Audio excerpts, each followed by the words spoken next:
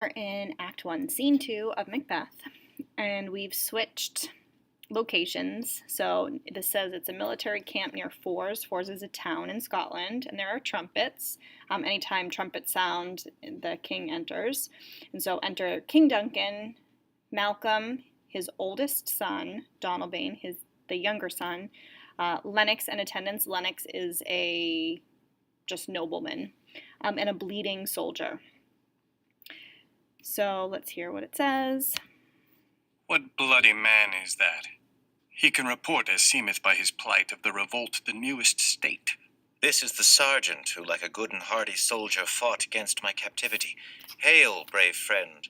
Say to the king the knowledge of the broil as thou didst leave it.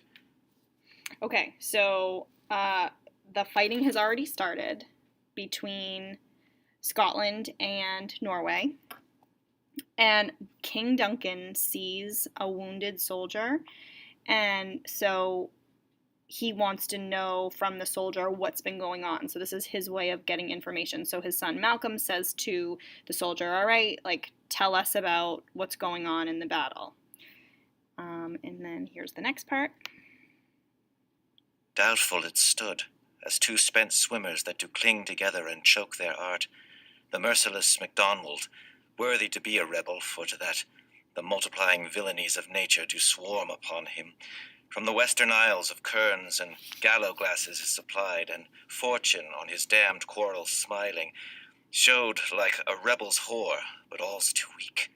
For brave Macbeth, well he deserves that name, disdaining fortune with his brandished steel, which smoked with bloody execution like Vala's minion carved out his passage till he faced the slave, which ne'er shook hands nor bade farewell to him, till he unseamed him from the nave to the chaps, and fixed his head upon our battlements. Okay, so here we're finding out that in the battle from the sergeant, this guy, MacDonald, who is one of the enemies, Macbeth fought him. So it says, for brave Macbeth, well, he deserves that name. So pay attention to what it is to be brave back in Scotland during Shakespeare's time. So brandished steel is his sword. So with his sword, he unseamed MacDonald from the nave to the chaps. So he cut him open using his sword from his belly button up to his jaw, and then put his head on a pike, so just like we saw with the peasants in A Tale of Two Cities. But again, so behaving in that way gets you called brave. And it's only because he was an enemy, right? So it's someone who they're fighting in the battle. All right, so let's see what happens. Oh, valiant cousin, worthy gentleman. As whence the sun gins his reflection, shipwrecking storms and direful thunders break, so from that spring whence comfort seemed to come, discomfort swells. Mark, King of Scotland, mark. No sooner justice had with valor armed compelled these skipping kerns to trust their heels, but the Norwegian lord, surveying vantage, with furbished arms and new supplies of men, began a fresh assault. Okay, so despite Macbeth's bravery and despite Macbeth killing MacDonald in that brutal way that he did, Norway still kind of re-ups and has new supplies, and there's a new battle that begins, so it's not the end of it. As sparrows, eagles, or the hare, the lion, if I say sooth. I must report they were as cannons overcharged with double cracks, so they doubly redoubled strokes upon the foe, except they meant to bathe in reeking wounds or memorize another Golgotha, I cannot tell, but I am faint, my gaseous cry for help. So well thy words become thee as thy wounds, they smack of honor both. Go, get him surgeons. Who comes here? Okay.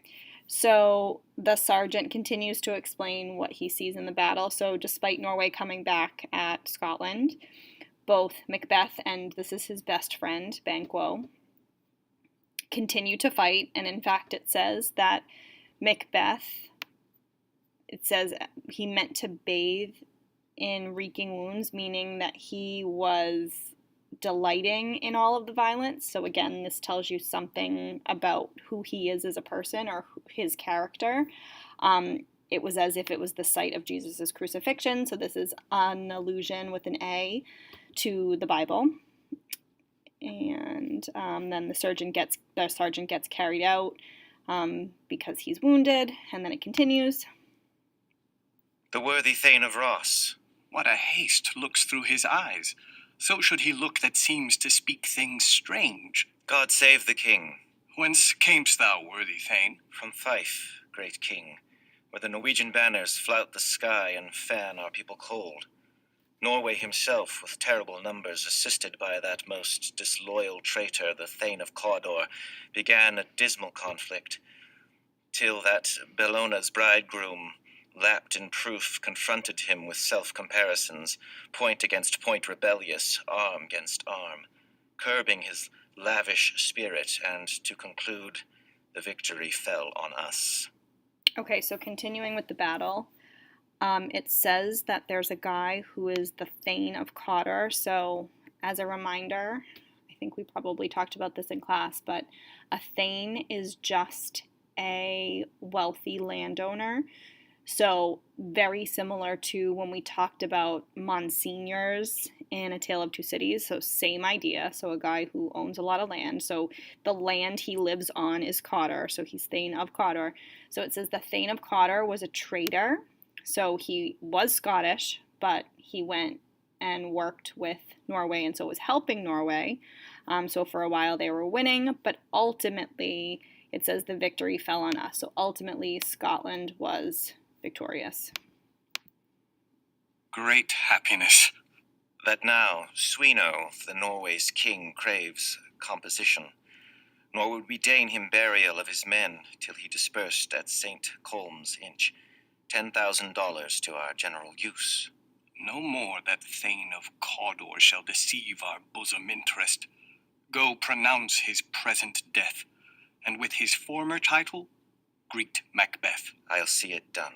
What he hath lost, noble Macbeth hath won. Okay, so this is Duncan mostly saying that the former Thane of Cawdor, so the guy who was a traitor, is now being put to death. So he's telling his men to go ahead and go kill him. And he goes on to say, and with his former title, greet Macbeth. So that means that Macbeth is going to be the new Thane of Cawdor.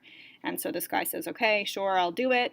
And Duncan ends the scene with, what he hath lost, noble Macbeth hath won. So that's an example of what?